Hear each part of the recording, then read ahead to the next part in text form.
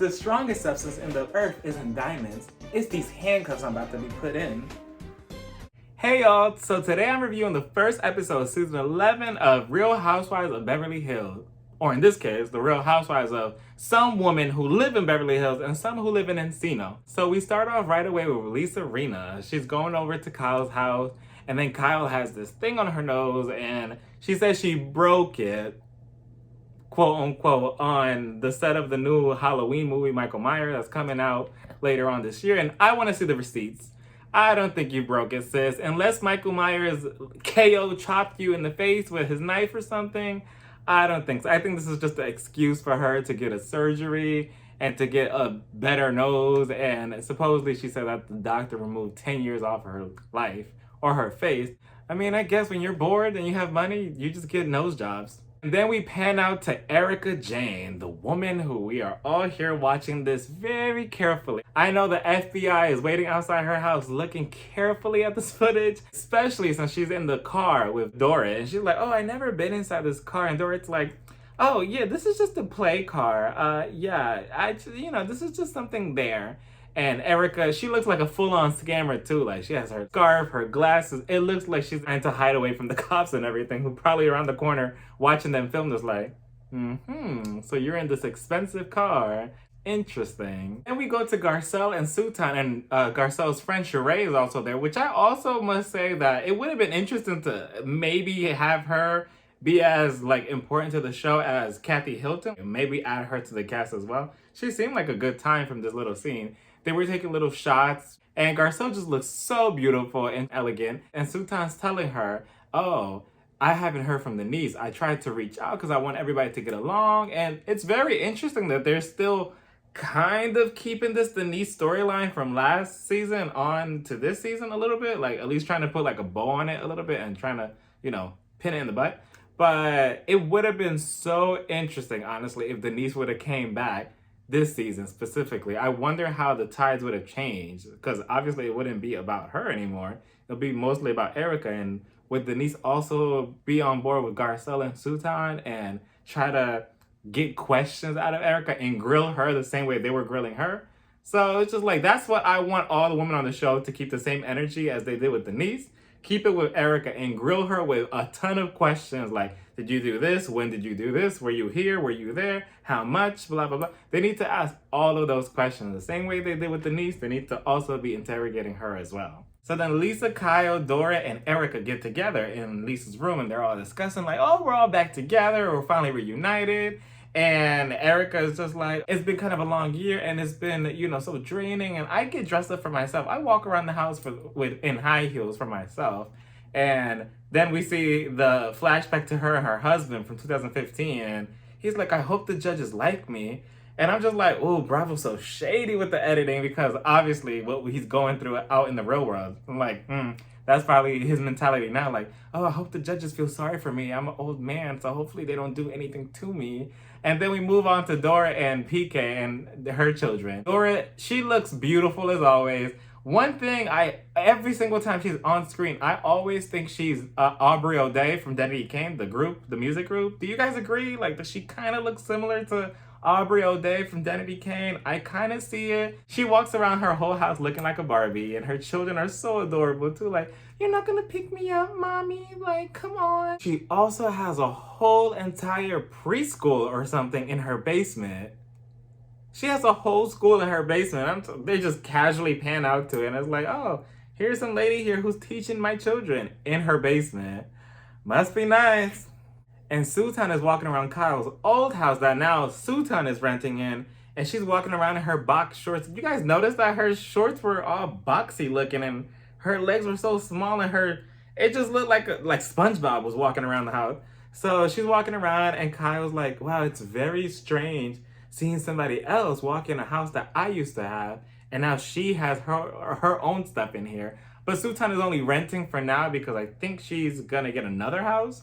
And so that just goes to show you she got big money. And I wonder if Sutan is the richest one. Do you guys think that? Is she the richest one on the cast? So Garcelle goes to meet up with Lisa Rinna. And as Garcelle sits down with Lisa to talk about Denise, Lisa comes out full on plunger and toilet because she is so full of shit. She comes out saying that she was defending Denise and she was overprotective of Denise.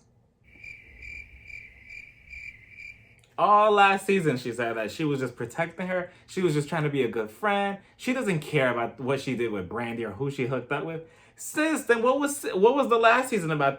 You were the captain of let's take Denise down because we want to know who she ate and what she did and who she scissored with. Like, sis, you are so full of it. Stop it. And Garcelle's not buying it. Garcelle looking like a sexy vampire in her confessionals, just like, no, that's not how it goes. That's not how it went down. That's exactly not how it played out. And this was literally just 3 months ago at the reunion. And they even showed the timestamp. It was literally 3 months ago. And Lisa all of a sudden has a change of heart. No, I would not trust her. As soon as Garcelle says or does something that Lisa does not like, Lisa is going to turn on you and the tables are going to turn and then you're going to be the number one target. But hopefully Garcelle would be much better in defending herself than Denise. Denise just bravo, bravo, bravo. Lisa calls herself a see you next Tuesday. And Garcelle's like, I can't agree. And I'm just like, ooh.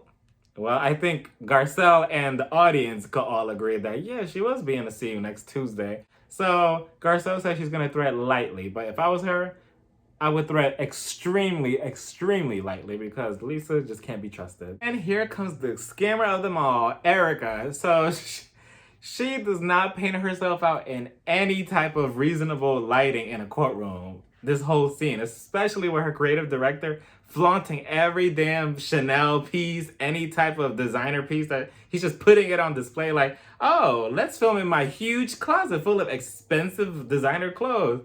What were you thinking, Erica? Again, if I was you, sis, I would just wear trash bags. Like, oh, I can't afford anything. Like, wear designer trash bags. Like, oh, here's a Glade trash bag and let me put a little sprinkler or, something simple, or wear pajamas, something. Mess your hair up. Look like you don't have anything, sis. Like, what's wrong with you?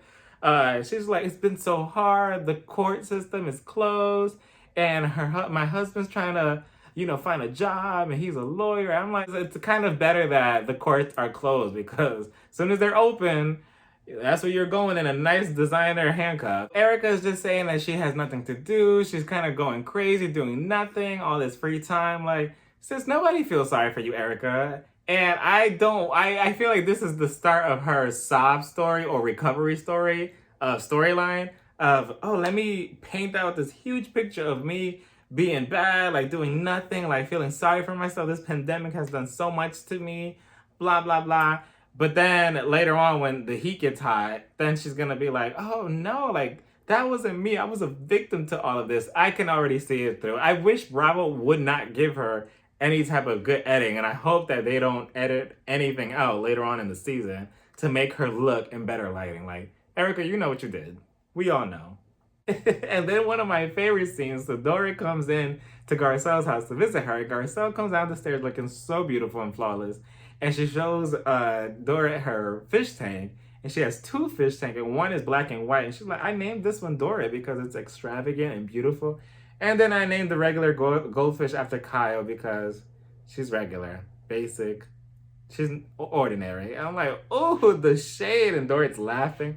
I'm like, yikes, they're really going to play up this whole Garcelle versus Kyle thing.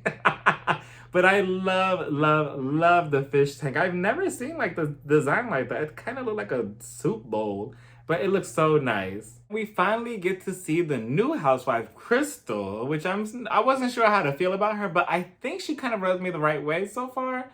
I hope she doesn't become a tryhard later on in the season. That was my perception of her for a little bit. I'm like, is she gonna be too much trying to, I don't know. Lisa and Kyle go and visit her and I just thought that their introduction was very awkward. Like, Crystal and her husband's introduction should have been later on at the end of the episode at the party. They should have introduced her with Kathy together as like a 2-for-1 special. But I mean, it is what it is. She's an interesting housewife so far. She was explaining to them how in her culture, she wanted to have a boy first, and that she timed the pregnancy. She did everything carefully around it. She said that her lucky number was 8. She loved the number 8, and she was waiting to have her baby at 8 o'clock in the morning. It was 7:20, she said, and she kept it in there cooking until it popped up at 8 o'clock. And it's very interesting how different cultures are all over the world. Everything is so different. So the way she explained it, when Lisa was like, wow, I mean, when I was pregnant, it is what it is. It was unexpected, and that was that. But it's very interesting how some of these things, like pregnancies or marriages, are so planned all over the world and to the very T. Then all the women are getting ready and getting all glammed up, getting all dressed for a party later on that night. And Erica, of course, like, I'm telling you, Bravo is doing her so dirty. She's like, yeah, I'm gonna wear this loofah outfit, look like a sexy sponge. But here comes my huge diamond jewel. It's like, oh, you want to take a closer look at them, cameraman? Come a little closer. Come, zoom in on each carat. Yep. So this is what I use with the money I stole from those plane crash survivors. Yes, yes, yes. You see those diamonds? That's exactly what she was doing the entire time. And I wonder if her assistants around her who are helping her, like, do they feel kind of bad doing that? But I mean, whatever, Erica, you're just painting a bigger picture. It's very not uncomfortable, but it's very telling watching each of her scenes and not seeing everything around her. As before, it's like, okay, yeah, she has money. But now, at least for me, I look at her in a different lighting. It's like, sis, I don't know how I feel about, those Louis Vuitton shoes over there. Or, oh, I don't know how I feel about you wearing those Chanel earrings. Like, how many carats? Like, the only carats she should be worried about is the one in the kitchen in a fridge. And then Doris, she's also getting ready, and she always looks perfect. I'm sorry, but she may just be a walking Barbie in a dress, but she is so beautiful. Every scene, like, fully glammed. The touches and the little things that she has to do just to get ready, and even her pictures and selfies, how she uses, I think, the back camera lighting for one phone while she's taking a picture with a different phone to get the picture. And then she has her own name on her own chair, like, Dorit, perfect. Also, can we get 2 diamonds, one for Dorit's son and one for Dorit's daughter? They were both like, you look a mess. You look trash, mom. What are you doing? You have a bathrobe on. Your boobs are showing. Get out. Like, I want a new mom. Like, they'll probably read the other housewives too. So, Andy, get them diamonds and get them ready for when they're older. The real house children of Beverly Hills. And then Erica Jane gets dropped off in an Uber. Then one by one, all the women start reuniting and start getting together for the first time. And then they meet Crystal again. And then Crystal comes in, and this is what I'm saying. I'm not sure if I'm going to like her because she comes out a little bit snobby, judgmental. But I think I do like her, though. I'm not sure. It's episode 1. She's kind of in the middle with me. But she has the right amount of shade. So hopefully she could just back that mouth up. She's like, oh, all the women are trying to dress, younger than they are because they're all old, and it makes me cringe. And I'm like, bitch, everybody looks good here. Yeah, Lisa Rinna was wearing her green Versace outfit, and I was just waiting for J-Lo to come in wearing her green Versace dress at this point, because J-Lo looks for any reason to wear that damn green dress. Also, did you guys peep how Jen Shah from Salt Lake City Housewives, did you guys watch that? She also wore the same outfit that Lisa was wearing. And I think they both pull it off very well together, I think, for the most part. So yeah, I think everybody was dressed really nicely, and Erica, of course, trying to, oh yeah, I was just trying to go for something fun. Sis, I keep telling you, wear a trash bag. Look as terrible as possible. The feds are watching, bitch. Like, no, don't wear nothing nice. Leave the diamonds at home. Kathy Hilton is also there as well, which I think that they should have also gave her a diamond. Would that be pushing it? Do y'all think that it'd be too many housewives on the show at once? 8 housewives? I think that the other cities should take note because they have 7 women on the show. Well, including Kathy, so it's 8. So it's technically like 7 housewives and 1 extra. And other shows need to add like maybe 2 more. All the other cities need to add 2 more wives.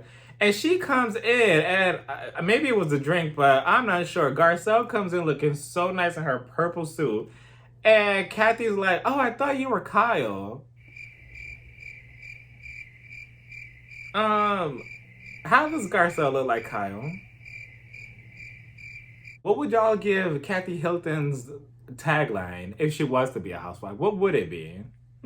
So then Crystal's also talking to Garcelle, and the Dorit's around too. And then she's like, oh, if you don't know anybody, they're probably not worth knowing. And then the producers ask, do you know Dorit? And she's like, no. So it's just like, where's that shade coming from? Like, where did that come from? So are we gonna see a storyline of her and Dorit going back and forth? So this is what I'm saying. I kind of like Crystal, but I kind of don't. But I think she's good. I think she's a good addition. I mean, it's better that she comes in being shady than coming in doing nothing and a waste of a diamond spot, you know? And notice how Dorit was also kind of flirting with Kyle's boyfriend. We see you. You can touch it whenever you want. And PK is just over there looking like a zombie. Huh? Don't touch my wife. Like, I wonder if Dorit really loves PK, or is it just the money? What do y'all think? I mean, beauty's just skin deep, but money's deeper. So we have all 8 women together sitting down in the patio, and they're all talking like, oh, how has the pandemic affected their lives, et cetera, and they're all taking turns. And then we get down to Miss Erica, and she's just like, oh, I've been so depressed. It was like walking into an empty house. And then Bravo zooms into her house in each room quietly with her echo of a voice, like just echoing throughout the house. And I'm just like, again, I'm not feeling sorry for you, Erica. I'm sorry, sis, but you're not. This whole sob story, I see right through it. Like, you're trying to paint yourself out in a better lighting, and I know this is exactly what they do on shows. So no, you get no sympathy from me. I'm just like, oh, okay. And she's like, oh yes, Lisa, I've been running away too. Yeah, running away from the cops and the FBI who are outside your house. So they all went around explaining their stories. And then Lisa also invites them to Lake Tahoe next week, and that should be interesting. So we're starting the season off right away with a quick trip, as opposed to like somewhere in the middle of the season. I mean, maybe they have more trips later on to come. I thought it was a good episode. I thought it was okay. Nothing too crazy. I like the introduction of Crystal and Kathy. Kathy she gives me the, oh my God, I'm crazy, you can't take me nowhere type of vibe. Just especially with her little dentist story that she was saying in her confessional. Like, girl, what? What do you mean you were operating and doing all this and pretending to be a dentist for children? What are you doing? Like, so she gives me very much that vibe of, oh my God, I'm so wild. Like, did you see that? I hope you didn't take a picture or video. She gives me that vibe. But Crystal, she's okay so far. I think she's a good addition to the show. And then next week, things get even more spicier. So we shall see how this season plays out. And I wonder, when are they going to start discussing Erica and her husband's issues? But yeah, so thank you for tuning in. And if you watched it this far, make sure to comment, like, and subscribe, and tell me what you all think of the episode. I thought it was okay. I think it's a pretty good opening to everything. Again, it's like the calm before the storm. But anyways, I'll see y'all next week. Make sure to like, comment, and subscribe. Mwah.